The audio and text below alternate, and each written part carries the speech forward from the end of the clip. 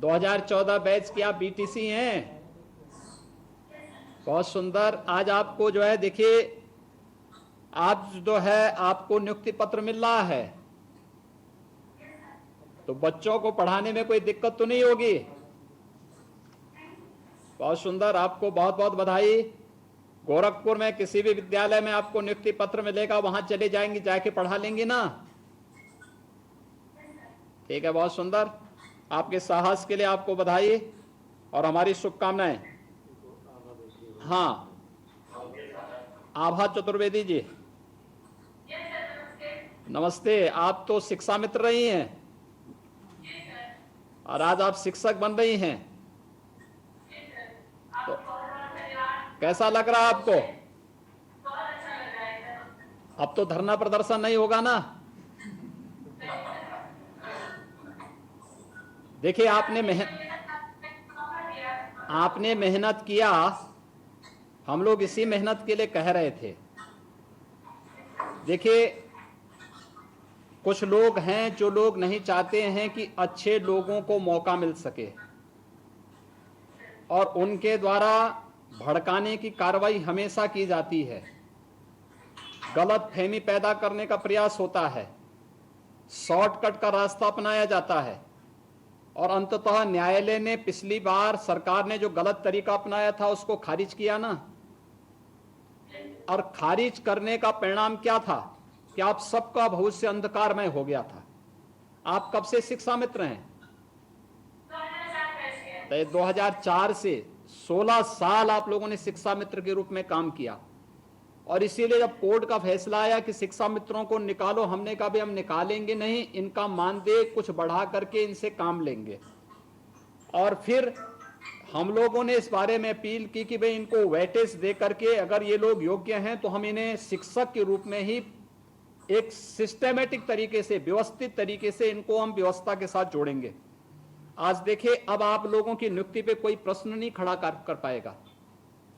ये आप लोगों के लिए एक बड़ी उपलब्धि है और इसलिए हमेशा इस बात को ध्यान रखने की आवश्यकता है कि एक जीवन में सफलता के लिए शॉर्टकट का रास्ता कभी नहीं अपनाना चाहिए। हमें मेहनत का कोई विकल्प नहीं होता है। इसे अपने जीवन में हमें पूरी मजबूती के साथ रखना होगा और मेहनत का फल हमेशा अच्छा होता है। आज आप जैसे शिक्षा मित्रों को जब ये परिणाम मिल रहा है तो मुझे लगता है कि यह आपके लिए बहुत बड़ी उपलब्धि है, आपके लिए, आपके परिवार के लोगों के लिए, आपके मित्रों और शुभचिंतकों के लिए। मैं इसके लिए आभा जी आपको और आपके पूरे परिवार को, आपके जितने भी शुभचिंतक हैं उन सबको हृदय से बधाई देता हूं और विश्वास कि आप लोग अब मेहनत से पढ़ाएंगे और जो आप लोगों के पास अनुभव है उस अनुभव का लाभ अब आने वाले समय में बच्चों को और अच्छे ढंग से उपलब्ध कराएंगे। हम चलते हैं शाहजहांपुर। नमस्ते सर, शाहजहांपुर से माननीय जनप्रतिनिधिगण और अभ्यर्थी उपस्थित हैं सर। शाहजहांपुर में से आदिल हुसैन, वहीं से अपनी जगह से बैठ के बोल दीजिए, मुझे सब दिखाई दे रहा है। आप बैठिए वहीं से बोले, भाई हम लोग सब देख रहे हैं शासन से। बताइए आदिल जी, आपने क्या बीटीसी किया है? बीटीसी कब किया आपने? 2017 में पास आउट। अच्छा, 2017 के। तो आज आप शिक्षक बन रहे हैं, कैसा लग रहा है? अच्छा लग रहा है। अच्छा लग रहा है। अब शिक्षक के रूप में बेसिक शिक्षा विभाग का जो पाठ्यक्रम है उस पर ध्यान दे करके उसको स्कूलों में जाकर के बच्चों को उसी रूप में पढ़ाएंगे ना? जी सर। पूरी मेहनत से। जी सर। बहुत सुंदर। देखिए, आप जैसे युवा बहुत सारे लोगों के लिए प्रेरणादायी बन सकते हैं और खास तौर पर अल्पसंख्यक समुदाय से जुड़े हुए लोगों के लिए, कि अगर सही रास्ता अपनाएंगे तो आगे का जीवन स्वर्णमय होगा, स्वर्णिम होगा। और जब भी व्यक्ति सही रास्ता अपनाएगा, याद रखना उस सही रास्ते का परिणाम भी सही आएगा। आप 2017 बैच के बीटीसी के अभ्यर्थी रहे हैं और उसके बाद आपने इसमें आवेदन किया देखिए 2019 में ही आप लोगों को नियुक्ति पत्र मिल गया होता। हम लोगों ने काफी प्रयास किया, न्यायालय में मामले लंबित पड़े रहे, लेकिन अंततः आज ये नियुक्ति पत्र उपलब्ध कराए जा रहे हैं, इसलिए आपको बहुत बहुत बधाई। अर्चना गंगवार जी। अर्चना जी, आप बताइए, आप भी शिक्षा मित्र रही हैं और आप कब से शिक्षा मित्र थी? सर 2006 से। 2006 से। बताइए, आपने भी 14 साल इस विभाग में कार्य करते हुए व्यतीत किए हैं, लेकिन अगर हम लोग केवल ये मान करके बंद कर देते कि कोर्ट ने कहा कि शिक्षा मित्रों को नियुक्ति से बाहर कर दो, तो आज आप लोगों को भी कहीं भी नियुक्ति की प्रक्रिया में भाग लेने का अवसर नहीं मिलता, है ना। इसीलिए हम लोग बार बार, मैं जब भी शिक्षा मित्रों को बुला के कहता था कि देखो भाई, तैयारी करो, मेहनत करो, हम लोगों का प्रयास है कि वेटेज मिले, लेकिन मेहनत करके हमें प्रतिस्पर्धा के योग्य तो बनना पड़ेगा, और जीवन में मेहनत का फल बहुत अच्छा होता है।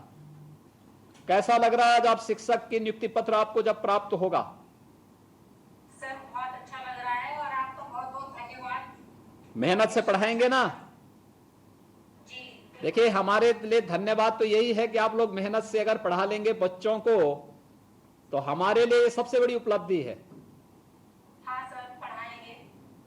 अब ये वायदा है ना आपका कि धरना प्रदर्शन नहीं, केवल पढ़ाई पे ध्यान? नहीं सर, बिल्कुल नहीं।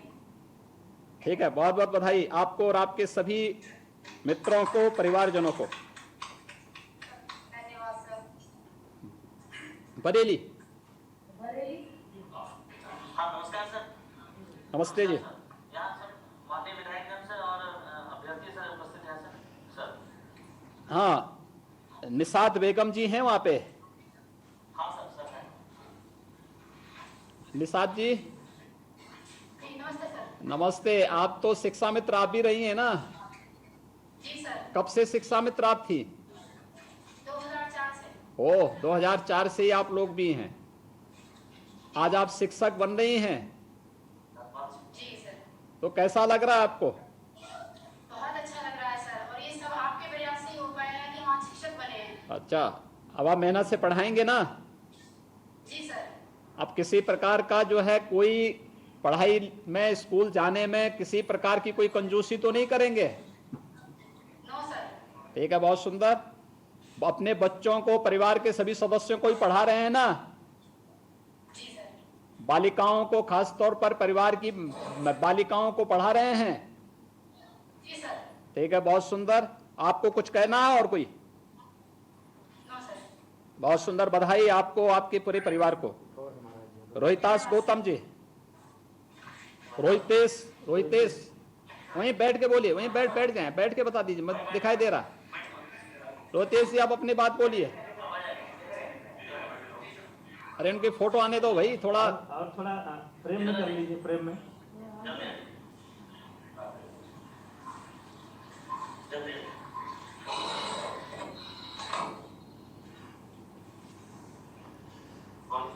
रोहितेश जी, आप कहाँ के रहने वाले हैं? सर मैं बरेली का रहने वाला हूँ। बरेली का। आपने क्या किया है?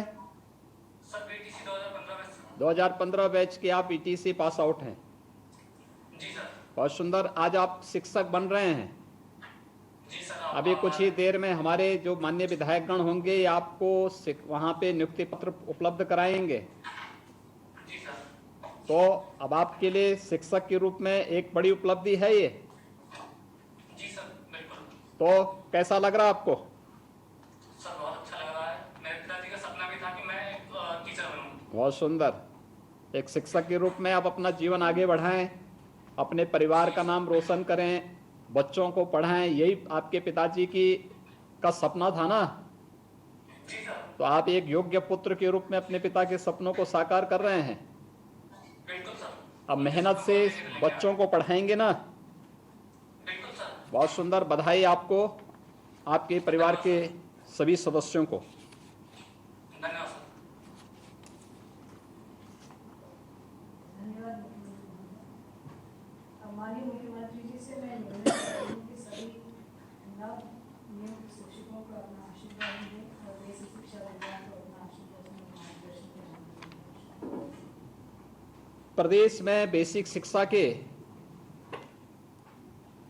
31,200 से अधिक शिक्षकों को नियुक्ति पत्र वितरण के आज के इस कार्यक्रम में उपस्थित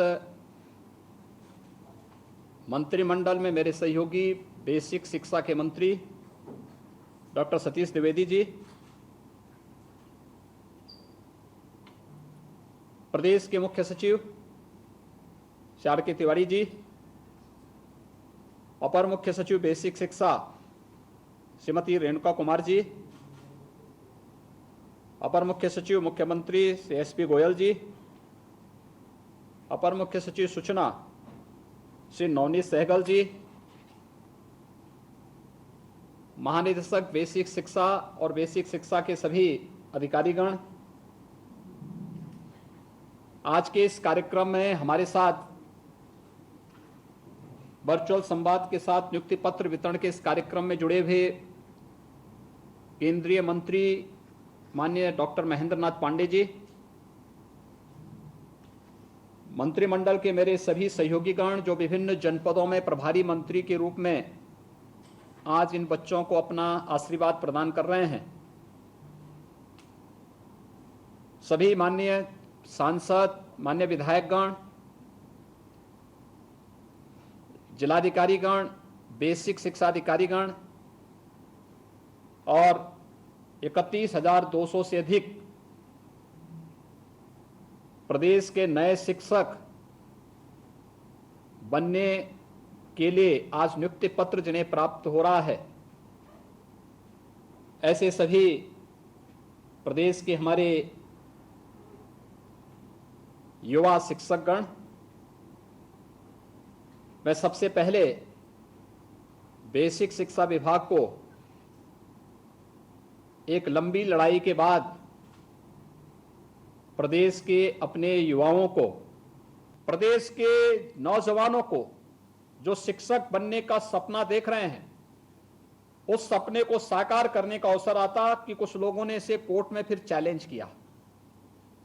कोर्ट में मामला चलता गया, कहीं भी प्रदेश सरकार की प्रक्रिया में खोट नहीं था, अंततः न्यायालय ने इसको स्वीकार भी किया। लेकिन 1 साल केवल इसी में विलंब हुआ है। 1 साल के विलंब के बाद फिर यह मामला सुप्रीम कोर्ट में गया। बाद में सुप्रीम कोर्ट ने 31,227 शिक्षकों की तैनाती का आदेश तत्काल दिया है। हम लोग इन 31,227 को आज नियुक्ति पत्र दे रहे हैं और हमारा प्रयास है कि जो शेष बचे हुए 69,000 में से उन्हें भी हम शीघ्र नियुक्ति पत्र देकर के प्रदेश में हर एक विद्यालय में मानक के अनुरूप शिक्षकों की तैनाती कर सकें। तो सबसे पहली प्राथमिकता मानक के अनुरूप शिक्षकों की तैनाती और योग्य शिक्षकों की तैनाती। देखिए, जो ये शिक्षक हमारे आ रहे हैं, ये सभी पढ़े लिखे नौजवान हैं, इनके पास अनुभव है, इन्हें टेक्नोलॉजी से परहेज नहीं है, इन्हें हर प्रकार से शासन की व्यवस्था के साथ जुड़ने में अपने आप को ये लोग गौरवान्वित महसूस करने वाले हमारे नौजवान हैं। इसलिए बेसिक शिक्षा विभाग जिस दिशा में आगे बढ़ रहा है, वह एक अच्छी प्रक्रिया के साथ, तेजी के साथ आगे बढ़ रहा है। तो 2017 में जब हम लाए थे 1,34,00,000 बच्चे थे, हमने स्कूल चलो अभियान प्रारंभ किया, बच्चों की यूनिफॉर्म में बदलाव किया।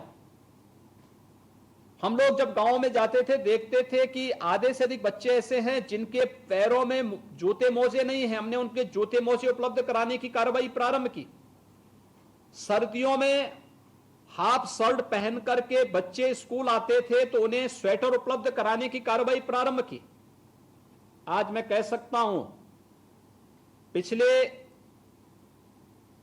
3-3.5 वर्ष, अभी ये सत्र हमारा प्रारंभ नहीं हो पाया कोविड-19 के कारण, लेकिन पिछले 3-3.5 वर्षों के दौरान प्रदेश में छात्रों की संख्या, छात्र छात्राओं की संख्या बेसिक शिक्षा परिषद के स्कूलों में 50 लाख से अधिक बढ़ी है। आप अनुमान करिए, 50 लाख बच्चे हमारे बेसिक शिक्षा परिषद के स्कूलों में बढ़े हैं।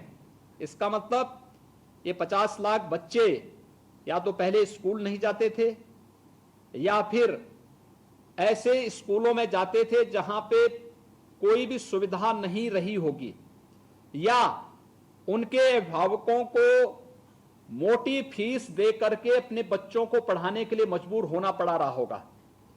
लेकिन आज हम इस बात को कह सकते हैं, मैं किसी भी गांव में जाता हूं, मुझे बेसिक शिक्षा परिषद के यूनिफॉर्म पहने हुए, जूते मोजे पहने हुए बच्चे वहां पर खेलते हुए दिखाई देते हैं। मुझे बहुत खुशी होती है कि कम से कम ये बच्चा आज अच्छा जूता पहन पा रहा है, अच्छा मोजा पहन पा रहा है, अच्छी यूनिफॉर्म पहन रहा है, और सर्दियों में अब जाड़े से नहीं ठिठुरेगा बल्कि उसके बदन में भी एक स्वेटर होगी। यह व्यवस्था बेसिक शिक्षा परिषद से हमारी सरकार ने प्रदेश के अंदर किया है। मैं इसके लिए उन सभी बच्चों की संख्या को बढ़ाने के लिए योगदान देने वाले अपने सभी शिक्षकों को, जिन्होंने मेहनत की। देखिए 2017 के पहले क्या होता था, मैं उस पृष्ठभूमि में नहीं जाना चाहता, लेकिन 2017 अप्रैल 2017 में, जब जुलाई 2017 में हम लोगों ने स्कूल चलो अभियान चलाया था, हर एक शिक्षक और शिक्षा मित्र इस अभियान के साथ जुड़ा था और उन्होंने व्यापक पैमाने पर इस कार्यक्रम को आगे बढ़ा करके बेसिक शिक्षा में इन बच्चों के योगदान को आगे बढ़ाने में इसका योगदान, और उसका देखते हुए बहुत सारी जगहों पर हमारे शिक्षकों ने, प्रधानाचार्यों ने नए इनोवेशन किए, वहां पर उन्होंने कुछ इनोवेटिव आइडियाज दिए। और फिर आपने देखा होगा कि ऑपरेशन कायाकल्प की एक योजना चली। ऑपरेशन कायाकल्प उस समय मेरे मुख्यमंत्री कार्यालय के विशेष सचिव और वर्तमान में बरेली के जिलाधिकारी हैं श्री नीतीश कुमार के नेतृत्व में, जब वो जिलाधिकारी श्रावस्ती थे तो उन्होंने ऑपरेशन कायाकल्प उस समय प्रारंभ किया था। उन्होंने ये आइडिया हमारे सामने दी, उसके बाद फिर उसी आधार पर हम लोगों ने प्रदेश में इसको लागू किया था। आज आप देख रहे होंगे कि प्रदेश के अंदर जो कुल 1,60,000 के आसपास बेसिक शिक्षा परिषद के विद्यालय हैं, इन विद्यालयों में ज्यादातर ऑपरेशन कायाकल्प के अंतर्गत बच्चों के लिए बुनियादी सुविधाओं से पूरी तरह आच्छादित हो चुके हैं। यहां पर बालक बालिकाओं के लिए शौचालय बन चुके हैं, फ्लोरिंग अच्छी हो चुकी है, अच्छी पेंटिंग हो चुकी है, अब विद्यालय दिखता है, किसी भी पब्लिक स्कूल या कॉन्वेंट स्कूल का मुकाबला करने को तैयार है। फर्नीचर की भी व्यवस्था अधिकतर विद्यालयों में करने की प्रक्रिया हुई है। बहुत सारे विद्यालयों में स्मार्ट क्लास भी बने हैं, बहुत सारे विद्यालयों में लाइब्रेरी बनी है, और बहुत सारे विद्यालयों को सोलर पैनल से जोड़ करके विद्युत कनेक्शन से भी आच्छादित किया है।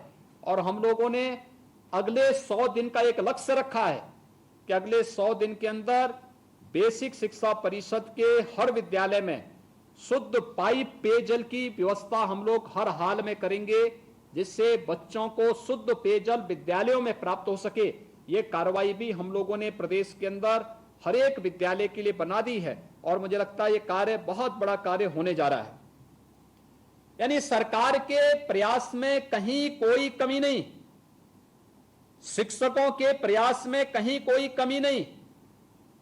जब सरकार भी चाहती है, हमारे शिक्षक गण भी चाहते हैं, हमारे अभिभावक गण भी चाहते हैं और बच्चे भी चाहते हैं, तो फिर कमी कहां रह जाती है। मुझे लगता है इस पर व्यापक मंथन किए जाने की आवश्यकता है, और इस दिशा में जो प्रयास प्रारंभ हुए हैं उन प्रयासों को आगे बढ़ाने की आवश्यकता है। पहली बार बेसिक शिक्षा परिषद को हम लोगों ने एक महानिदेशक भी दिया है, और महानिदेशक बेसिक शिक्षा के नेतृत्व में बेसिक शिक्षा में कुछ नए परिवर्तन करने के प्रयास हुए हैं, और विगत वर्ष से जो प्रयास प्रारंभ हुए हैं इन प्रयासों को हमें स्वीकार करना होगा। देखिए, अगर हम आज के समय में टेक्नोलॉजी से बचेंगे तो हम फिर विकास की मुख्य धारा से पीछे हट जाएंगे।